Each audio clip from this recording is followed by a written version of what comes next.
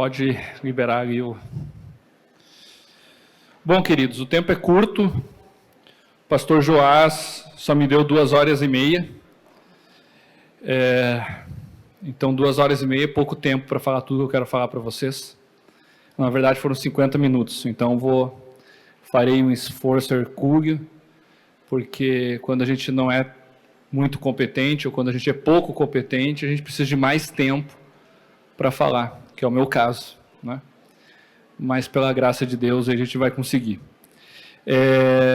Já entrando direto no assunto, primeiro agradecer os pastores por essa acolhida, agradecendo novamente, reiterando a acolhida. Estou muito feliz de estar no meio de vós. Bom, eu dividi a minha fala em 4 temas, em 4 temáticas, e dentro dessas 4 temáticas nós teremos todo o contexto, toda a big picture para entendermos perseguição e liberdade religiosa no Brasil, tá? Então isso é importante nós, como diria o meu pai, meu falecido pai, destrincharmos o bicho primeiro, tá? Então, a primeira parte será a parte de história. Eu entendo que é extremamente necessário olharmos para trás para entendermos o presente e projetarmos o futuro. Também é necessário olharmos para o retrovisor da história para entendermos as instituições de hoje.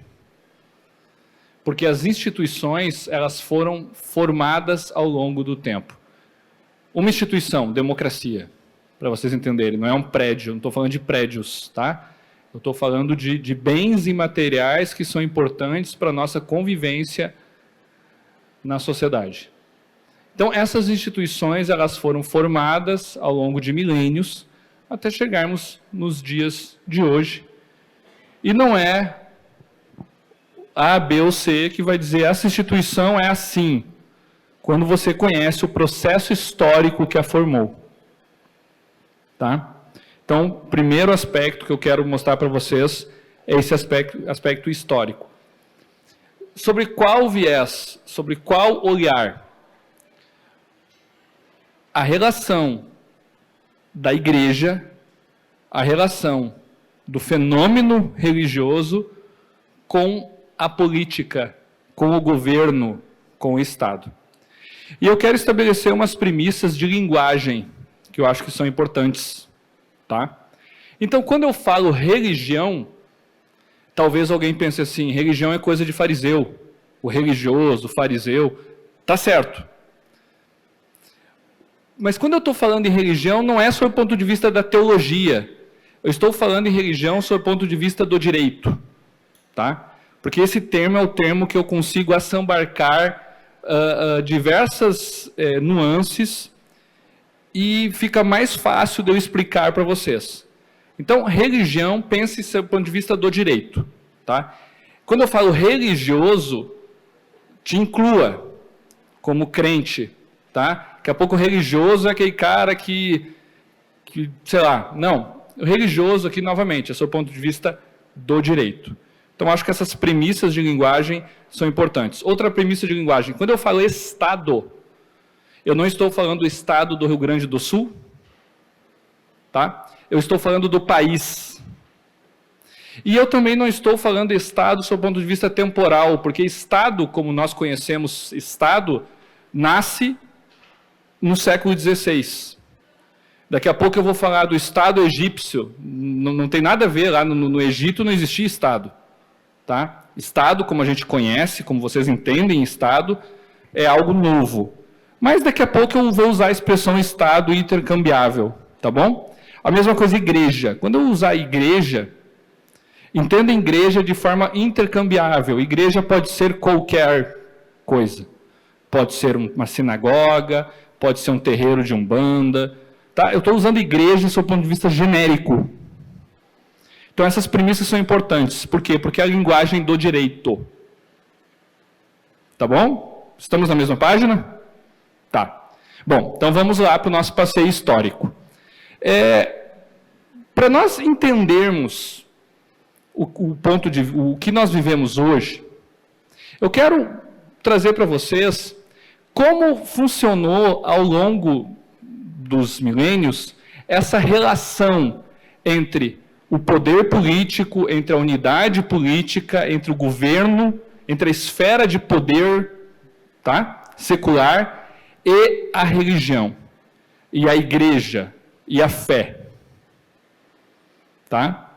Porque eu quero chegar para vocês lá no fim para mostrar para vocês o que é Estado laico e o que é liberdade. Primeira coisa que é importantíssima. Hoje, para nós, é muito fácil nós entendermos o que é liberdade. Eu falo em liberdade e vocês já têm uma noção do que é liberdade. Mas hoje nós temos algo que não existiu ao longo de milênios na face da Terra. Ninguém, gente, era livre. As pessoas não tinham liberdade para nada. Existia um rei, existia um faraó, existia um imperador, e as pessoas eram como que coisas desse imperador, desse rei, desse faraó. Não existia ideia nenhuma de que eu podia fazer alguma coisa da minha cabeça. E se eu fizesse, eu era morto, eu era escravizado. Existe um povo na história da humanidade que vive algo diferente. E esse povo é o povo hebreu. Quando nós abrimos a nossa Bíblia, lá para o livro de Juízes, Reis, nós encontramos isso. Mas antes de entrar nesse povo hebreu, que tem muitas e muitas particularidades, aqueles povos que circuncidavam à época, e eu vou dar trabalho para o cameraman, sim, porque eu caminho bastante, o povo que eram os vizinhos, digamos assim, dos hebreus, a religião, a fé e a política eram a mesma coisa. O ato de arar a terra era sagrado. O ato de respirar era sagrado. Tudo era sagrado. Tudo era entregue ao Deus Sol, ao Deus Lua. A chuva chovia porque um Deus mandava, parava de chover porque outro Deus mandava. Então, era esse o ambiente que as pessoas viviam, quer sejam os persas, os egípcios, os amorreus, enfim, todos aqueles povos. Existia o que nós chamamos em direito de uma, que vocês já ouviram, teocracia. A teocracia é a total mistura. A gente não sabe o que é sagrado, a gente não sabe o que é secular, tudo é sagrado. Tanto é que quando iam para a guerra, eles consultavam quem? Os deuses, os sacerdotes, para saber se iam vencer a guerra ou não.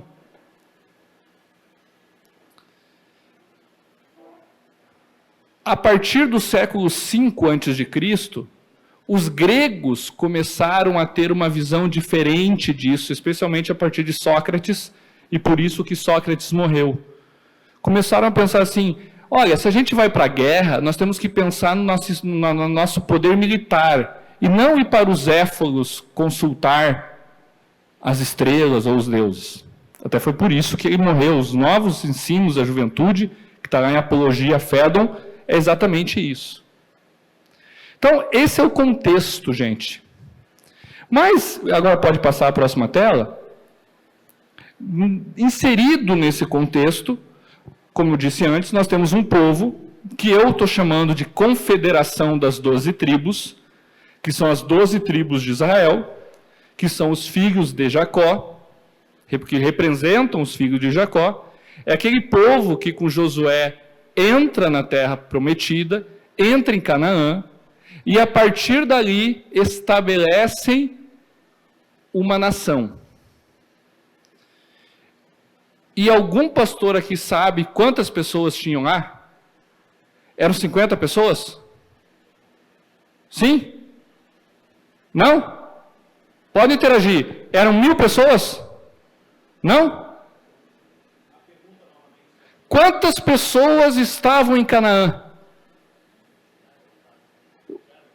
Entraram em Canaã? Era 1 milhão de pessoas? Eram 2 milhões de pessoas? Quantas pessoas saíram do Egito?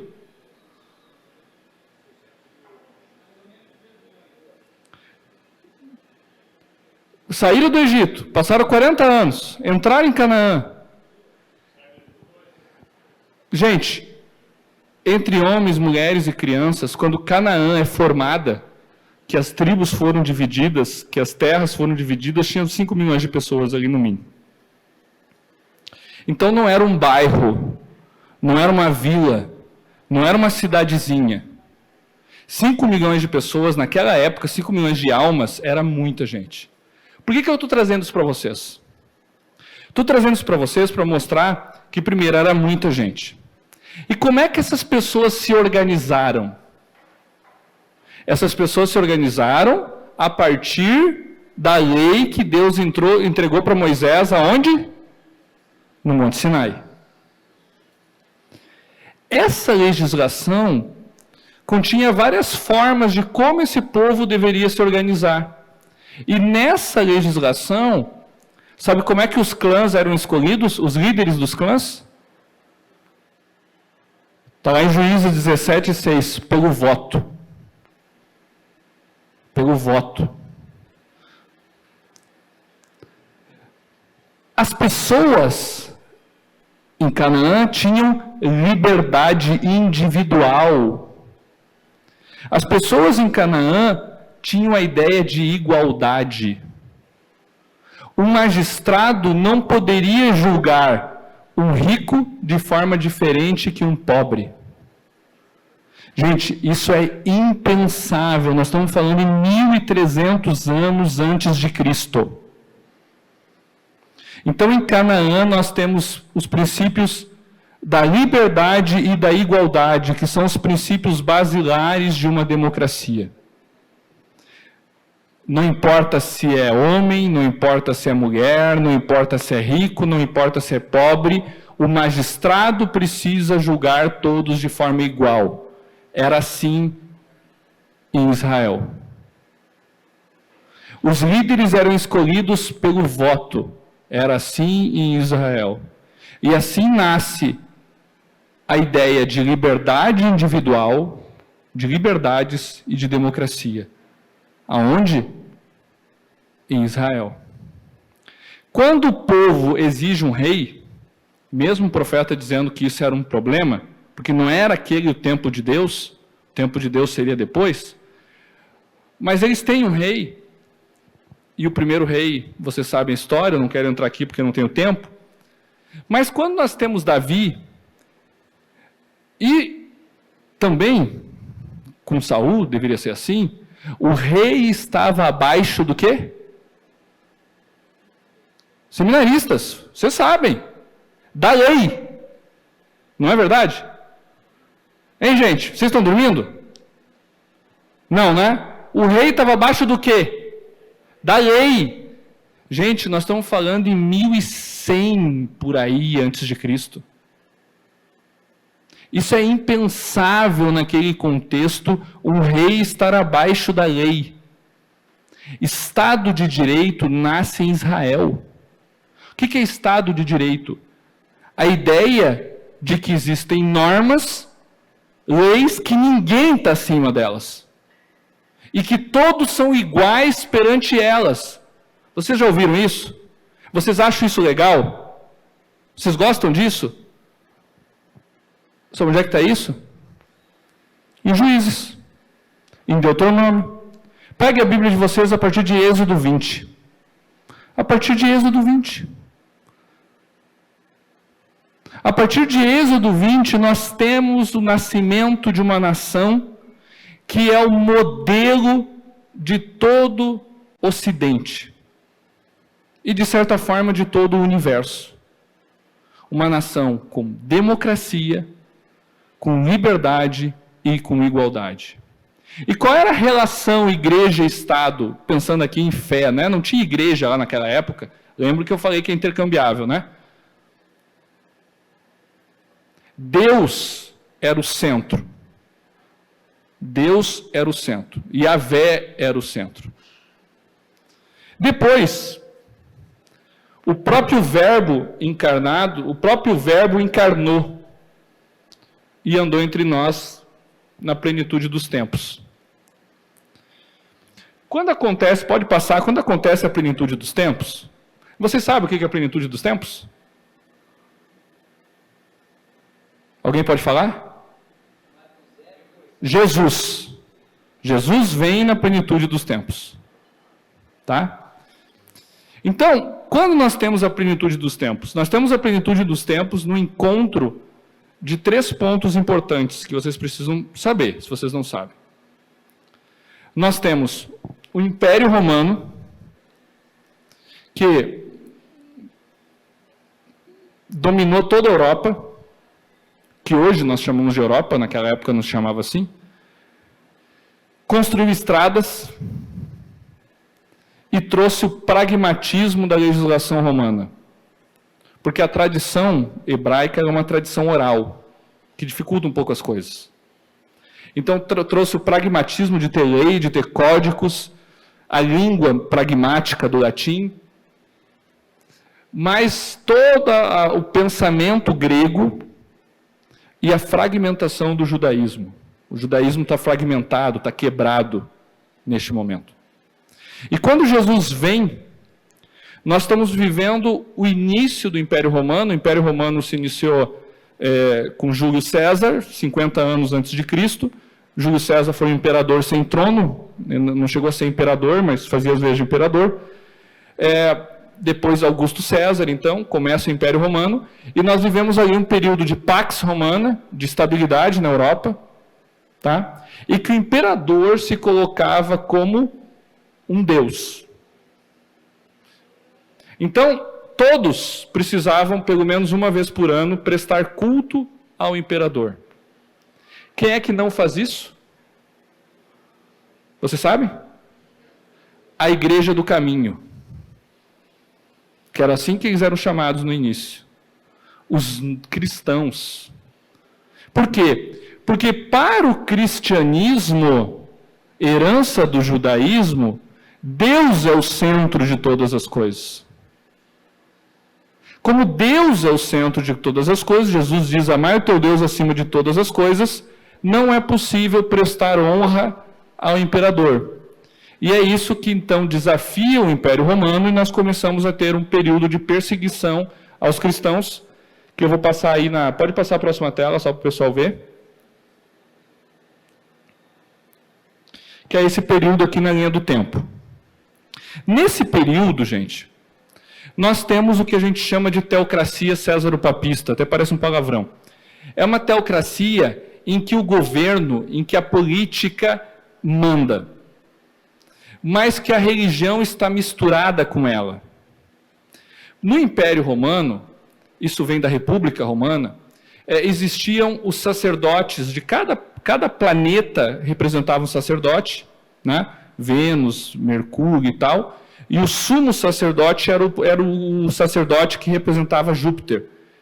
E o cara que se tornava o imperador, ele agregava essa função de sacerdote de Júpiter, mais a função de procônsul romano, ou seja, o cara que só cuida da administração e do poder militar. Então ele era o chefe da religião romana e ele era o chefe militar e civil.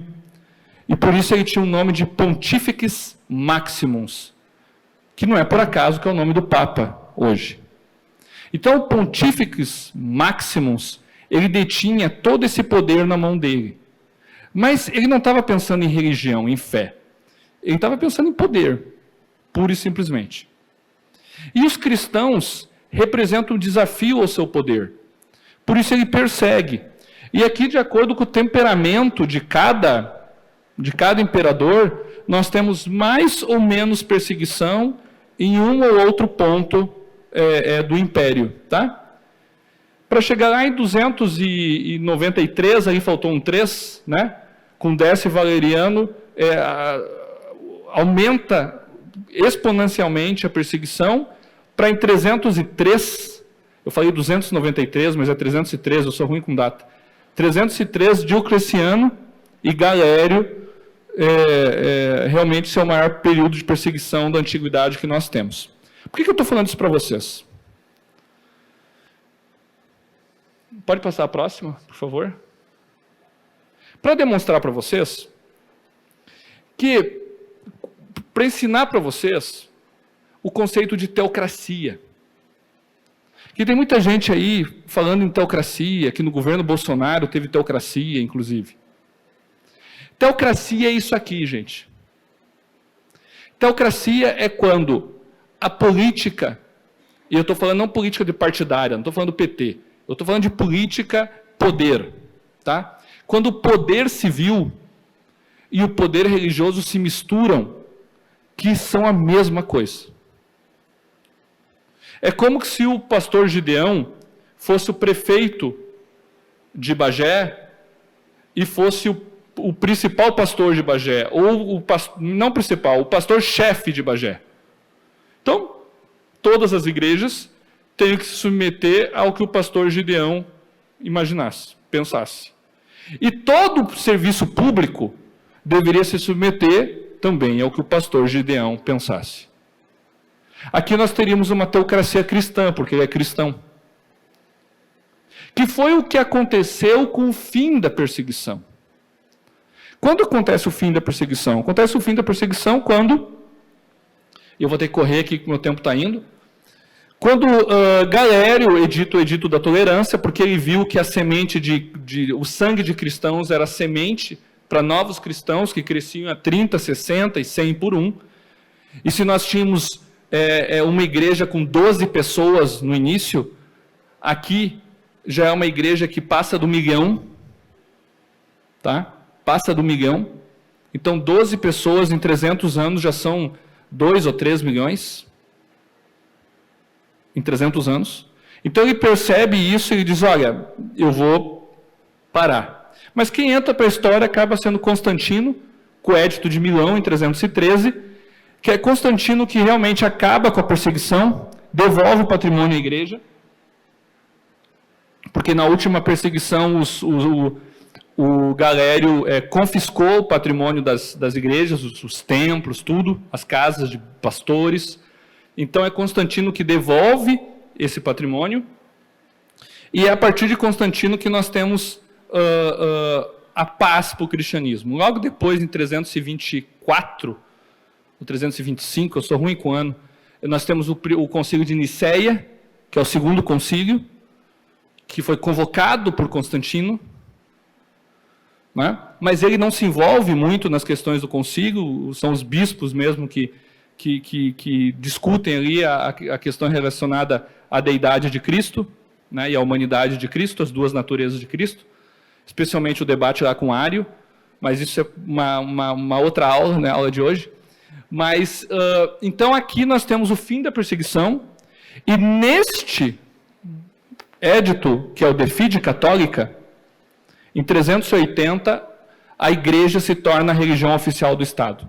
É só em 380. Tá? Existe uma confusão que seria Constantino. Não, é com Teodósio, primeiro. Tá? E aqui nós temos a teocracia que eu falei do pastor Gideão. Mas não é bem do pastor Gideão, porque o pastor Gideão é pastor. Como é que é o nome do prefeito aqui de Bagé? Como? Nivaldo. Givaldo. Então pensa que o Givaldo é o prefeito, e ele também é o cara que manda em todas as igrejas de Bagé. Era mais ou menos isso que aconteceu a partir de 380. Tá? E isso durou por muito tempo. Tanto é, passando para a próxima tela, que tem um papa da igreja, Papa Gelásio I, no século V, especificamente em 497 d.C., que escreve a carta Duo Sunt, onde ele reclama do imperador se metendo na vida da igreja, e ele diz que tem uma distinção entre o poder político e o poder religioso, entre a igreja e o Estado. E ele fundamenta essa distinção, sabe aonde? Nas palavras de Cristo. Quando Cristo disse, dai a Deus o que é de Deus, dai a César o que é de César. Então nós estamos falando no ano 497, uma ideia de distinção dos poderes. Tá? Logo depois, 300 anos depois, para ser mais especificamente, não logo, surge um cara que é o Carlos Magno, que eu gostaria de falar bastante sobre ele, de falar de Carlos Martel, do avô dele, a gente até conversou, né, pastor, ali em cima um pouco, mas não vai dar tempo. Mas eu só quero falar do Carlos Magno, eu preciso falar isso para vocês, que o Carlos Magno é o maior imperador de todos os tempos, tá? Talvez, não vou dizer talvez, vamos colocar aí abaixo apenas de Salomão, né? Mas Salomão seria uma questão de sabedoria e Carlos Magno tem outros aspectos aqui, mas abstraindo a ideia de Salomão, Carlos Magno foi o maior imperador de todos os tempos, ele é chamado pai da Europa. Por que ele é o pai da Europa?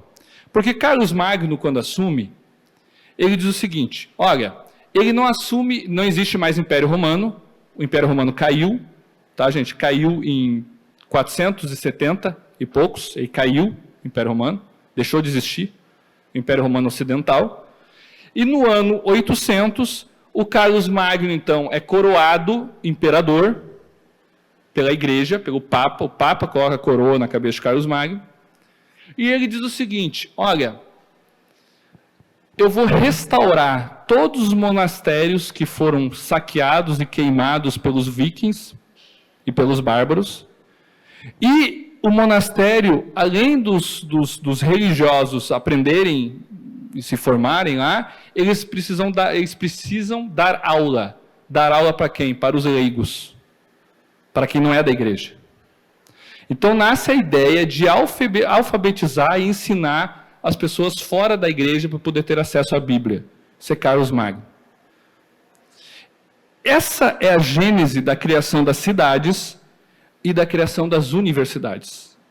A ideia das universidades, da criação de uma universidade, vem dessa ideia de Carlos Magno, que as pessoas vão lá aprender teologia, aprender sobre Deus, mas elas precisam ensinar também para as pessoas que não têm estudo, que não sabem ler, que não sabem escrever, que são as 7 artes liberais, que naquela época o ensino era dividido em 7 temáticas. Dessa forma nasceu as universidades, tá? Bom, depois disso, e gente, eu estou dando saltos na história porque o tempo é curto, tá? Nós temos um Papa, que é o Papa Inocêncio III, no final do século XII, bem no finalzinho, 1198, se eu não me engano, que diz o seguinte, olha, durante séculos e séculos os imperadores oprimiram a igreja. Depois veio Carlos Magno e deu uma balanceada nisso, e a partir de Carlos Magno isso deu uma estabilizada. Mas todos estavam errados. A igreja tem que estar acima do poder político. Os reis precisam prestar contas à igreja. A igreja é na pessoa de quem? Do Papa. Então o Papa cria uma bula, e essa bula ele diz o seguinte, olha, o poder do rei é comparado ao poder da lua para a terra. É importante. Mas o meu poder é comparado ao sol. O sol é maior que a lua. Então os reis têm que prestar contas a mim. Aqui nasce essa ideia de que os reis beijavam a mão do Papa. Veja, gente, é no século XII. É bem depois. E aqui nós temos uma ideia de teocracia cristã, que é o exemplo que eu dei com o pastor Gideão. Eu falei tudo isso para vocês para mostrar o que é teocracia. Teocracia é uma mistura onde ou a igreja manda, ou a religião manda, ou o Estado manda.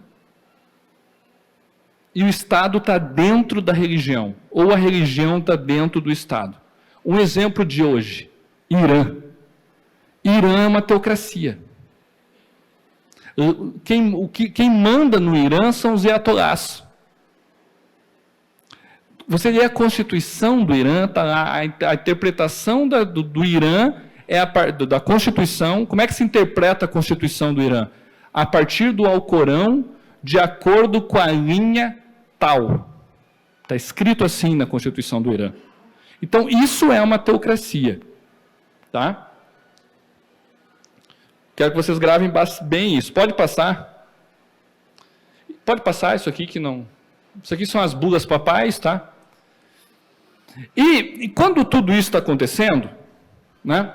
Quando esse Papa surge e fala isso, nós estamos... Logo em seguida, nasce um cara que é um dos pilares do Ocidente, sob o ponto de vista de pensamento humano, que é Tomás de Aquino. E Tomás de Aquino, então, ele concilia fé e razão, né? Falando muito resumido aqui, ele diz que a fé e a razão podem andar juntas. Ou seja, a fé, ela não vira as costas para a razão. A razão é um processo importante da intelectualidade, a intelectualidade é importante, e a intelectualidade, a razão, a racionalidade, também não abre mão da fé. Até hoje o pastor Clayton estava falando, né, da racionalidade. Para Tomás de Aquino, a racionalidade era importante. E a fé é importante. E as duas coisas deveriam andar juntas. Nós não poderíamos simplesmente dizer que a fé não é importante, que o processo de revelação não é importante, que nós só podemos descobrir as coisas a partir da ciência, a partir do método científico. Tomás de Aquino diz que muitas coisas nos são reveladas por meio da fé e por meio do Espírito Santo, mas ele também dizia que muitas coisas nos são reveladas por meio da ciência. Então existe uma conciliação dessas duas áreas. Bom, o que a Igreja Católica faz com isso? A Igreja Católica diz o seguinte: olha, já que existe essa conciliação, eu vou estar em todas as coisas dando as cartas. E nós então acabou gerando um universalismo em que a Igreja Católica, eu tenho amigos católicos, né, me perdoem meus amigos católicos, mas a Igreja Católica dava as cartas, a Igreja Católica se metia em tudo. Então nasce um homem no século XIV chamado Guilherme de Ockham, e Guilherme de Ockham, então por isso é famosa a tal da navalha de Ockham. Ele diz: olha, a igreja tem a autonomia na questão espiritual. Na questão racional, a igreja não manda em nada. A igreja está fora. E a partir desses escritos de Ockham, que era um frade, inclusive, nós temos o início dos pré-reformadores. Depois de Ockham, vem muitos homens e começam a contestar a Igreja Católica. Jacques Lefebvre, Erasmo de Roterdã, ali tem John Wycliffe. Para vocês terem uma ideia, até século XIV, a Bíblia só era traduzida para o latim. E apenas a Igreja Católica tinha essa autonomia. E a forma de você ler a Bíblia era no latim, pela Vulgata, que foi importante no processo de cristianização lá no início, porque a língua latina é uma língua muito pragmática e muito simples, que não dava muita margem para interpretação. Foi importante lá por causa dos gnósticos, da gnose, de todo um processo contra a heresia no início da igreja primitiva. Mas aqui já não tinha mais essa importância. E lá as pessoas liam latim. Aqui ninguém sabia latim. Então John Wycliffe é o primeiro cara que traduz a Bíblia para outra língua. Traduz para o inglês. Do latim para o inglês. E é perseguido por causa disso. Depois disso nós temos vários reformadores e surge a Reforma Protestante. Então nós temos um movimento de oposição à igreja, não a igreja como corpo de Cristo, não isso, mas a igreja enquanto instituição que não queria que as pessoas tivessem o quê? Liberdade. que não queria que as pessoas tivessem liberdade. Liberdade que tinha lá em Juízes. O povo de Canaã tinha muito mais liberdade do que o povo de 600 anos atrás.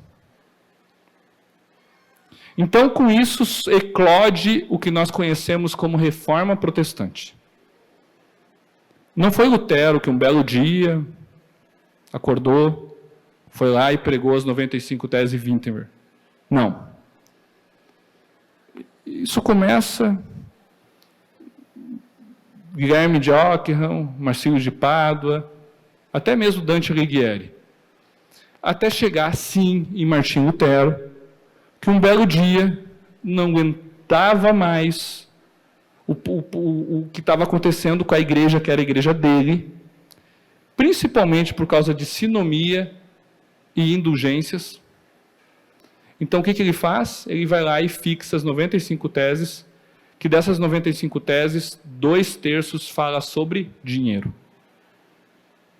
Tanto é que até hoje a igreja luterana não existe dízimo, você sabia? Não tem dízimo na igreja luterana. Isso é uma herança desse tempo, em que a igreja sugava o dinheiro das pessoas. Vendendo lugar no céu, vendendo saída do purgatório. Então é contra isso, primeiramente, que Lutero se revolta. Isso em 1517. Isso gera uma comoção na Europa, porque o caminho já tinham pessoas trabalhando nisso antes, como eu disse, gera uma comoção na Europa, até que o rei Carlos V, você sabe quem é Carlos V? Carlos V é o sucessor de Carlos Magno. Carlos V era o grande rei da Europa. Carlos V chama Martinho Lutero, na dieta de Worms, enfia o dedo na cara de Martinho Lutero e diz: rejeita as 95 teses. Agora. Gente, aquele momento é um momento em que a ideia de liberdade é muito incipiente. Savonarola foi morto em Firenze, porque falou mal do Alexandre Borgia, que foi um dos piores papas da história. John Wycliffe foi perseguido sendo rico, sendo um acadêmico, sendo um scholar. Então, ninguém tinha audácia de falar para um padre, para um bispo, e muito menos para um grande imperador. E sabe o que Lutero disse? Não me é prudente e nem lícito ir contra a palavra de Deus e a minha consciência. Deus me ajude, amém. Sabe qual que é o nome disso? Liberdade de consciência. Ele disse: eu não vou contra a minha consciência. Um homem, inspirado por Deus, diz: espera aí, eu tenho uma consciência que foi me dada por Deus. E a partir da minha consciência eu fiz uma leitura da Bíblia, e essa leitura da Bíblia está contra o que vocês ensinam. Ou vocês me convençam, e ele diz isso, não sou eu dizendo, ou vocês me convençam à luz das Escrituras que eu estou errado, porque tanto os papas quanto os concílios erram, eu não vou mudar de ideia. E isso causa um rebuliço na Europa. E aqui nós temos o nascimento das liberdades. Não é só Lutero que bota a boca no trombone, é todo mundo, pastor. Tanto é que na Dieta de Spira, 1526, eles dizem: olha, o próprio Carlos V, vamos deixar assim. Então é o seguinte: cuius regius eius religios. De acordo com a religião do rei, pode ser a religião do povo. Se o rei é luterano, tá bom. O povo pode ser luterano. O rei, porque o imperador era o Sacro Imperador Romano Germânico. Então os reis estavam abaixo dele. Entenderam? Por isso que era imperador. Né? Então ele diz: ó, a religião do príncipe pode ser a religião do povo. Essa dieta é derrubada em 1529 pela segunda dieta. Pode passar, por favor. Pela segunda dieta de Spira. Né? E esse é o contexto que a Europa está vivendo a reforma. Então as pessoas fogem para a Suíça. Na Suíça tem cantões, né? Tem um cantão alemão, tem um cantão francês. Então o cantão francês era um cantão mais calvinista, né? O cantão alemão já era um cantão mais católico. Nós temos o cantão italiano, que aí já era mais Zunglo. Zunglo foi para Frankfurt. Então já era o cantão alemão. Então Suíça se divide, que era a Confederação Helvética. Então as pessoas, olha, eu sou luterano, eu vou para lá, eu sou calvinista, eu vou para cá. O luterano também na Alemanha, vários reinados na Alemanha, mais no norte da Alemanha. Então as pessoas iam se dividindo. Só que tinha muitas pessoas que não se adaptavam. Eu não me vejo luterano, eu não me vejo calvinista. Essas pessoas eram quem? Os anabatistas. E os anabatistas começaram a ser perseguidos por quem? Por toda a gente. O Lutero chamava os anabatistas as abelhas da reforma. Né? Porque os anabatistas eram barulhentos. Né? Os anabatistas bíblicos eram barulhentos. Eu até vejo assim que os anabatistas bíblicos eu acho que os pentecostais têm um pezinho lá nos anabatistas bíblicos, né? Porque eles oravam alto, eles clamavam o Espírito Santo, né, os anabatistas bíblicos. Tem várias correntes anabatistas, né? Não dá para generalizar. Mas os anabatistas foram os que mais morreram na reforma. Estavam tentando se construir uma ideia de relação da política com os fiéis. E aqui nasce o que nós chamamos de Estado confessional. Pode passar? Que só vai se resolver na Paz de Westfália, tá? Em 1648, quando na Paz de Westfália, sim, as pessoas não podiam ser perseguidas por causa da sua religião, desde que elas estivessem no lugar em que a religião fosse oficial. Porque no Tratado de Augsburg, 1555, foi um tratado apenas tolerando luteranos e nada mais. Depois que os calvinistas, os anabatistas, os demais foram tolerados. Então aqui nós temos um cenário, ainda não estamos em Estado laico. Paralelo a tudo isso aqui, e eu vou falar bem rápido, eu ouvi 55 minutos, então eu vou ficar nesse aí. Nós temos algo acontecendo na Inglaterra. Porque a reforma também aconteceu na Inglaterra. Pode passar a próxima tela? Com um rei chamado Henrique VIII, em 1530. Henrique VIII era casado, você sabe com quem? Com Catarina de Aragão, está escrito ali. E Catarina de Aragão era filha de Carlos V. Então o cara era casado com a filha do homem mais poderoso da época. Só que ele não aguentava mais a Catarina de Aragão, porque a Catarina de Aragão não dava filho homens para ele. E porque ele se namorou por uma mocinha, chamada Ana Bolena. E também porque ele estava cansado de mandar dinheiro para Roma, por causa do dízimo. E a Inglaterra estava em franca expansão. Então ele fez o seguinte, olha, eu vou cortar com Roma, vou ficar com dinheiro na Inglaterra, e ainda vou casar com uma mocinha, e talvez eu tenha um filho homem com ela. E assim ele fez. E deu mais ou menos certo. Por quê? Porque o dinheiro ficou, a Inglaterra explodiu,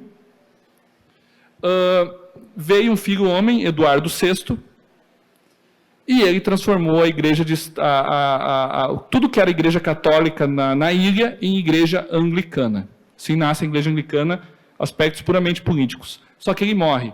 Quando ele morre, o filho dele, ainda adolescente, assume, Eduardo VI. E era um adolescente. Ele precisava de conselheiros. Alguém sabe quem aconselhou? Está escrito ali?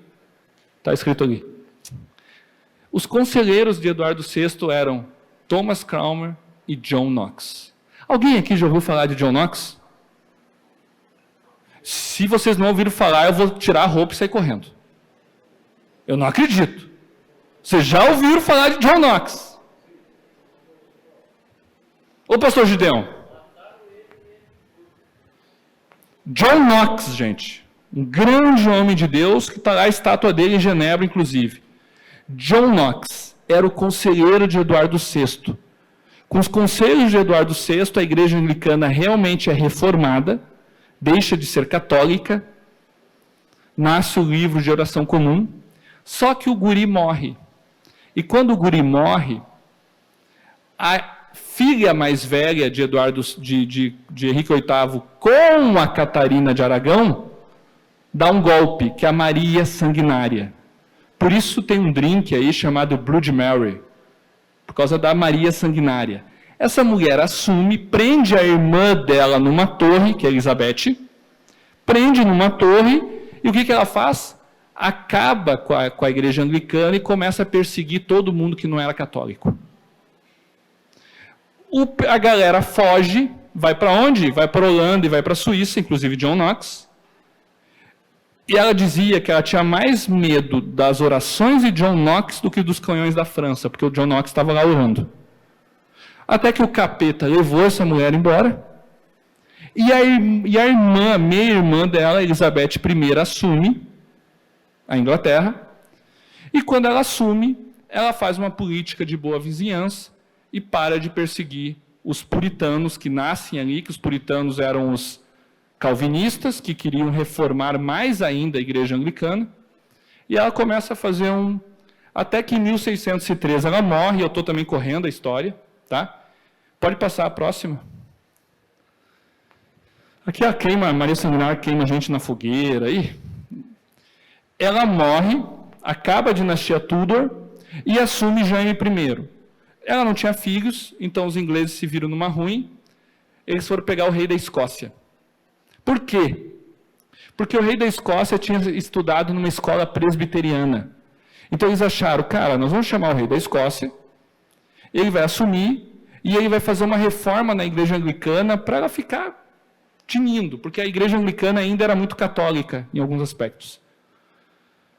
Eles fazem uma petição, que é a conhecida petição milenar, entregam para Jaime I, pedindo então essa reforma. O Jaime I rasga a petição e diz a famosa frase, sem bispo, sem rei. E começa a perseguir vigorosamente todos aqueles que não eram anglicanos. E perseguir é matar. Esse pessoal vai para onde? Esse pessoal vai para o norte da Holanda e funda uma igreja. Você sabe qual é a igreja?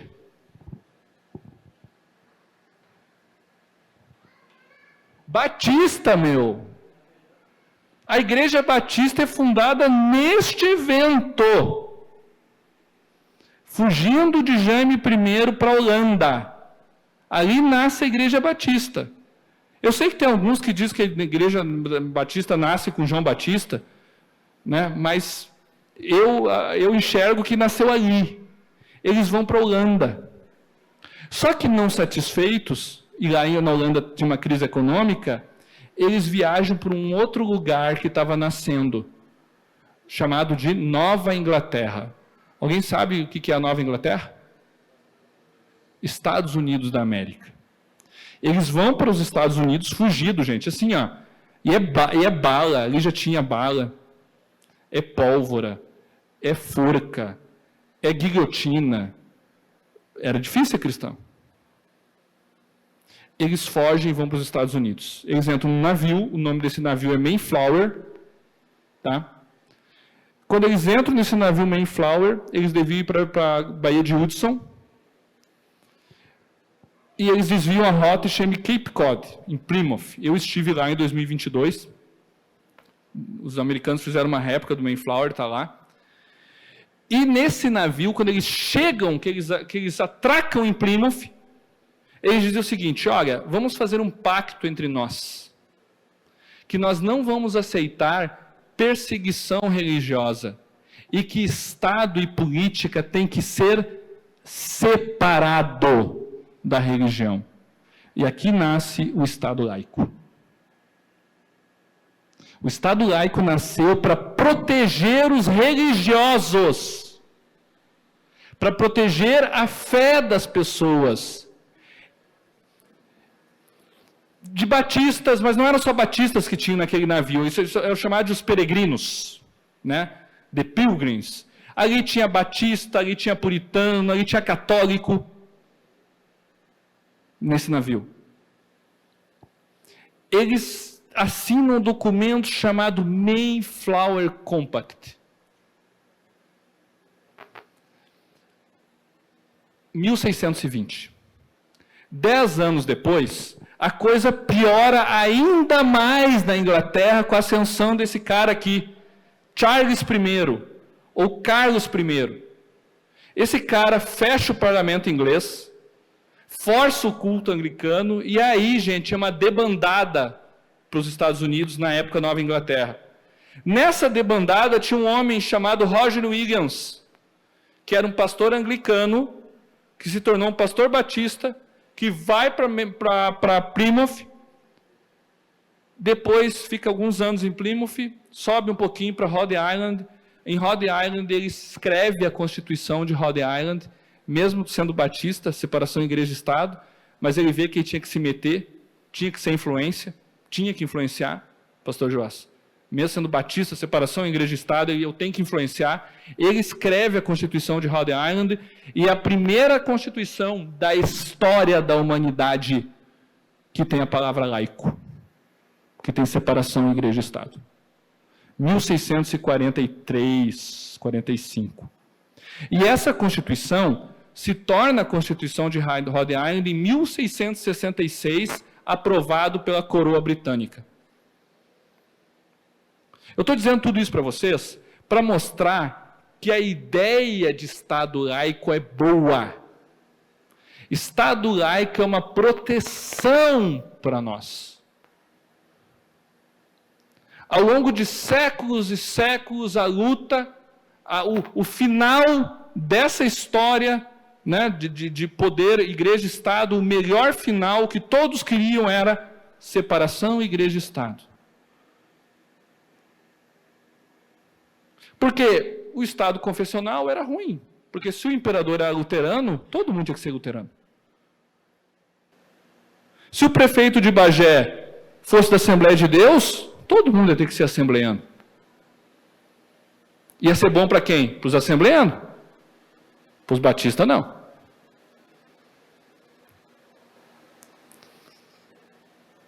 Com esse espírito, nasce os Estados Unidos da América. 130, 140 anos depois, um pessoal se reúne em Virgínia, escreve a Declaração de Direito dos Estados da Virgínia, em junho de 1776. Passa aí, eu já estou adiantando. Pode passar, não vou falar sobre o Bill of Rights, não vai dar. Pode passar. Passa, caiu. Pode passar. Ainda bem que não é de vidro, viu, pastor? Ó, junho de 1776, sabe o que tinha no artigo 16? Liberdade religiosa. Um mês depois, vem a Declaração de Independência dos Estados Unidos. E você sabe como a Declaração de Independência dos Estados Unidos começa? Começa assim: consideramos estas verdades como autoevidentes, que a criatura é dotado de seu Criador de direitos inalienáveis, quais sejam a vida, a liberdade e a busca pela felicidade. Essa é a frase mais falada do idioma inglês. E é assim que nasce os Estados Unidos, com a palavra Criador e direitos inalienáveis na mesma frase. Ou seja, quais são os direitos inalienáveis? São os mesmos que estão no Decálogo. São os mesmos que foram entregues para o povo em Israel. E sobre essa base nascem os Estados Unidos. No outro lado do oceano, para terminar minha fala, tem um país chamado França, que era o país do Carlos Magno. A França é tomada por um movimento racionalista chamado Iluminismo. E o Iluminismo diz o seguinte: tudo que não for provado pelo método de Isaac Newton e de Nicolau Copérnico é lixo. Então, se é lixo, nós queremos jogar fora. E a igreja não passa pelo método, nem a Bíblia, de Isaac Newton e Nicolau Copérnico. Então ela é lixo. O que nós fazemos com ela? Acabamos com ela. Esse é o pensamento de Voltaire. Os jacobinos, com esta filosofia, assumem a França. E o que eles fazem para acabar com os 3 estamentos? Que era um problema mesmo. Que é o clero, a burguesia e a nobreza. Mas eles fazem o quê? Eles, com a bandeira de liberdade, igualdade, fraternidade, eles matam todos os que não concordavam com eles. De forma fraterna. Né? Não concorda comigo? Então, fraternalmente, eu vou te matar na guilhotina. Então, com a fraternidade da guilhotina, muitas e muitas pessoas são mortas e a igreja é retirada do centro de influência para o lugar mais longe possível. E as igrejas católicas se transformam em igrejas da deusa razão. Em 1790. Vocês acham que isso deu certo? O que vocês acham? Em 1798, com o golpe 18 de Brumário, o chefe militar de Maximilien Robespierre, que inclusive perdeu a cabeça na guilhotina que ele mesmo inventou, chamado Napoleão Bonaparte, dá um golpe, assume o poder, e Napoleão Bonaparte, vocês já ouviram falar, e sabe qual que é a primeira coisa que ele faz? As pazes com a igreja. Porque uma coisa Napoleão não era, bobo. Então, quando se fala que a religião, a fé, tem que ficar bem longe, que a fé não pode ter voz no espaço público, que não se pode falar de fé na escola, que não se pode falar de fé no trabalho, que não se pode falar de fé na repartição pública, que não se pode falar de fé na política, que não se pode falar de fé em lugar nenhum, nós estamos falando de França. Hoje na França, você não pode ter um crucifixo no pescoço e ir para a escola. Você não pode ir para a praia de burca. Ou com uma saia, de repente até o pé. Porque senão pode ir burca. Hoje na França, a fé é limitada ao templo.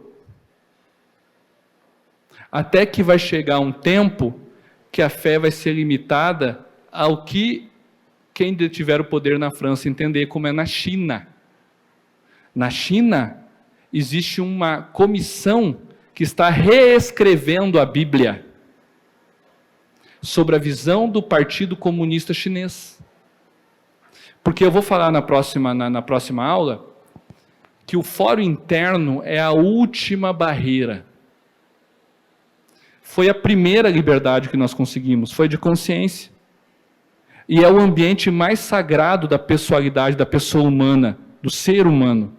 Se o Estado conseguir invadir o teu coração e a tua mente, ele vai ter tudo o que ele quer. E na China, o governo chinês está invadindo o coração e a mente porque está reescrevendo a Bíblia. Inclusive, com todas as passagens de acordo com a ideologia comunista. Vou dar para terminar minha fala. Mulher adúltera. Gente, isso aqui está no Google. Tá? Mulher adúltera. Vocês conhecem a história. Os fariseus chamam Jesus, ela pecou e tal, a lei diz que tem que matar ela. Aí Jesus vem, quem não tem pecado, atira a primeira pedra, ninguém atira. O pessoal vai embora, Jesus diz, onde estão os acusadores e tal. Vocês sabem a história, amém? Sabe como é que é lá na Bíblia chinesa? Jesus vem, pecou contra a lei. O que a gente faz com ela? Jesus pega a pedra, atira um tijolo na cabeça dela, pecou contra a lei, tem que matar. Essa é a Bíblia do PCC.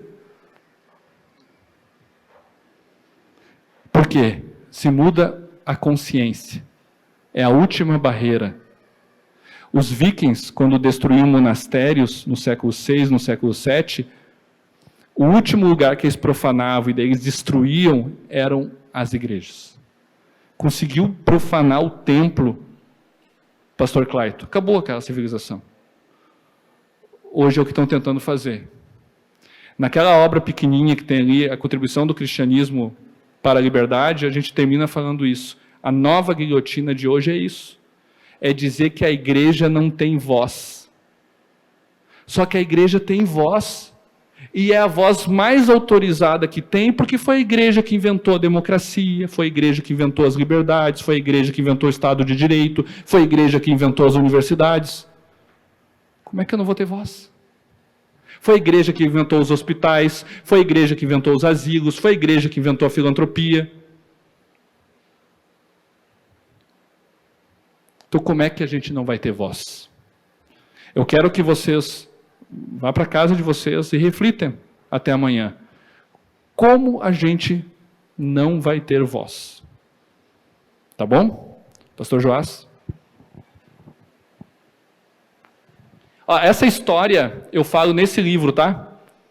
Aqui com detalhes. Então, nesse livro que está lá, folha amarela, está muito bem diagramado esse livro, tá, gente? Está muito barato. Prefácio do professor Ives Gandra, André Mendonça, ministro do Supremo, tá? Então, tá lá. 70 pila, eu conto toda essa história com detalhes. Obrigado, Joás. Não precisava, nem pedir uma salva de palmas também, agradecer. Deus abençoe, doutor Tiago. Defender os alunos da instituição não é falta de entendimento, é vergonha mesmo, são envergonhados. Mas no decorrer eles vão se soltar mais, vão falar mais. E essa aula é a que vai um pouquinho mais, por isso que eu passei um pouquinho mais do tempo, porque ela é um pouco mais longa. As outras eu vou ficar nos 50 minutos, prometo. Foi uma benção. As perguntas também, né? Vamos dar mais 5 minutinhos. Tivemos um contratempo na nossa agenda e a janta será servida 1 hora mais tarde. Temos perguntas? Vou pedir, lembrando, nós estamos gravando. Por gentileza, aguarde o microfone chegar, a gente está atento. Vamos trabalhar com a ideia de sempre falar no microfone, porque está ficando registrado o material, tá? O grande avivamento que a Europa viveu e a decadência que está hoje, se tivesse um poder talvez maior da igreja na política e na sociedade em si, será uma situação diferente? Porque a minha pergunta em X é: até onde é saudável, na sua visão, o cristão se envolver na política?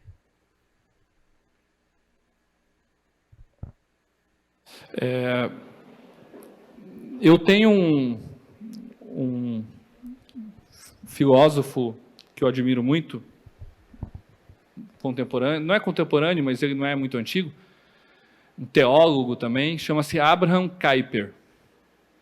Abraham Kuyper diz que não há 1 centímetro quadrado da face da terra que Jesus não diga é meu. Então, não há 1 centímetro quadrado, inclusive na esfera política, que Jesus não diga é meu. As autoridades são constituídas por quem? O que está em Romanos 13? Então, eu vejo que nós, enquanto cristãos, nós precisamos influenciar todas as áreas. Por isso que eu defendo o Estado laico e a liberdade religiosa. Porque a partir de um Estado laico e de uma liberdade religiosa, que a gente vai falar mais amanhã e sexta-feira, eu, enquanto cristão, posso viver o cristianismo todo o tempo, em todos os lugares. E se eu tiver um chamado, uma vocação para a política, eu devo ser político. Então, isso é muito pessoal. Tem pessoas que têm uma desenvoltura. Política é a arte do consenso, né? Então, eu vejo que cristãos precisam se envolver na política, mas aqueles cristãos que têm um chamado específico, que têm uma vocação específica para a política, né? Não adianta agora a gente sair, vamos dominar o monte da política. Tem pessoas que são chamadas para a política. E essas pessoas que são chamadas para a política, elas precisam ir para a política e elas precisam ser cristãs lá, na política. Então, é essa a minha visão, né? E isso não fere nada o Estado laico, porque o Estado laico, ele é a separação do poder, enquanto poder político e religioso, mas não das pessoas. A pessoa ela não é laica, entendeu? A pessoa tem a sua fé. É o Estado que não pode ter a sua fé. Porque se o Estado tiver a sua fé, ou ele é confessional, como é hoje, por exemplo, a Finlândia e a Noruega, ou ele é teocrático, como é o Irã. E nesses países a liberdade religiosa é mitigada. Agora, no Estado laico eu posso ser cristão, posso me influenciar a política, eu não vejo problema nenhum nisso. E a tua pergunta com relação à secularização da Europa, ela dá um curso. Depois a gente conversa ali no cantinho, a gente organiza um curso e lança uma plataforma.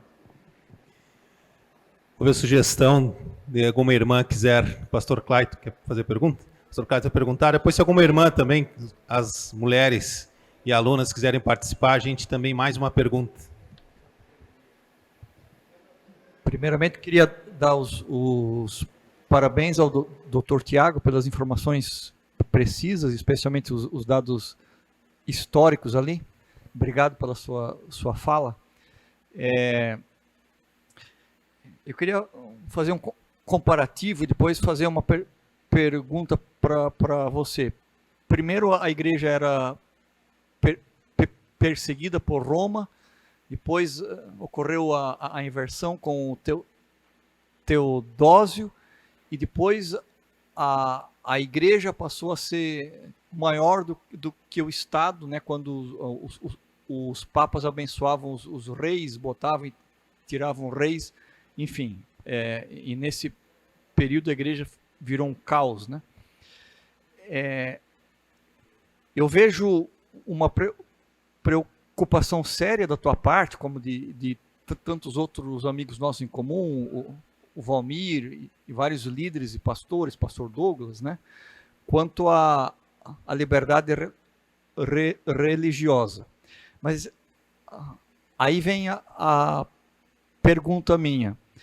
Você não acha que nós temos hoje no Brasil alguns pastores midiáticos, e especialmente, que teriam coragem de implantar no Brasil uma teocracia cristã para implantar algumas coisas à força? Você não vê esse movimento também? Veja bem, estou aqui dizendo que existe um movimento sério como o teu, né?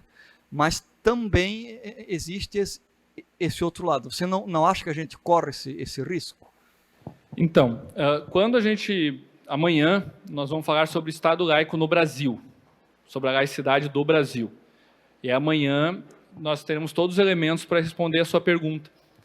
Mas o fato é que teocracia foi aquilo que eu disse, né? Existem teocracias hoje. O Irã é uma teocracia, né? No Brasil, a não ser com golpe de Estado, é impossível ter uma teocracia.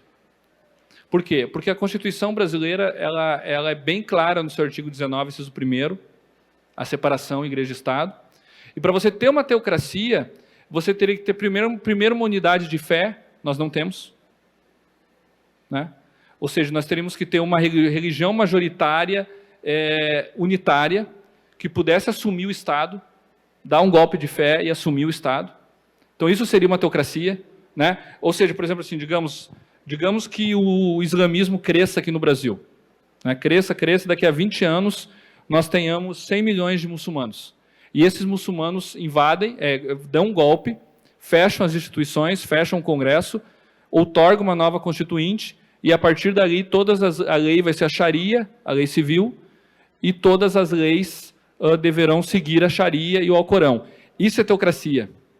Mas eu não falo da prática em si, porque isso realmente não tem como. Mas eu falo a partir da intenção desses líderes, da maneira como eles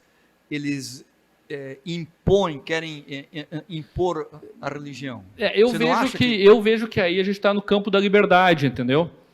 Porque impor a religião seria no sentido assim de... A imposição é quando a outra pessoa quando a pessoa que está impondo tem ferramentas e mecanismos que a imposição ela é efetiva.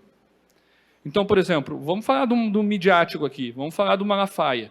O Malafaia ele não consegue impor o que ele quer a ninguém, porque ele não tem mecanismos para isso. Ele é midiático, ele pode até ter um alcance muito grande, mas ele não tem poder de imposição. E ele fala, ele tem espaço porque nós vivemos liberdade. E como nós vivemos um ambiente de liberdade, as pessoas podem muito bem não aceitar, não concordar com ele, e, inclusive rebater ele publicamente, etc. Né? Uma teocracia e um Estado confessional regalista, que hoje no mundo nem existe isso praticamente, né? A teocracia seria essa imposição, né, da lei civil ser a lei religiosa. No cristianismo nós chamaríamos isso de teonomismo, né? Que a teonomia seria aquele movimento das leis do Antigo Testamento serem as leis civis. Isso eu vejo assim, eu vejo impossível isso acontecer. E o Estado confessional seria uma ideia de que a única influência que poderia ter no espaço público seria a influência cristã, né? Também isso é difícil, né? Ainda mais um país como o nosso, tão diverso. Eu vejo com dificuldade essa influência nesse nível, entendeu, pastor Clayton? É muito difícil isso acontecer, né, no Brasil.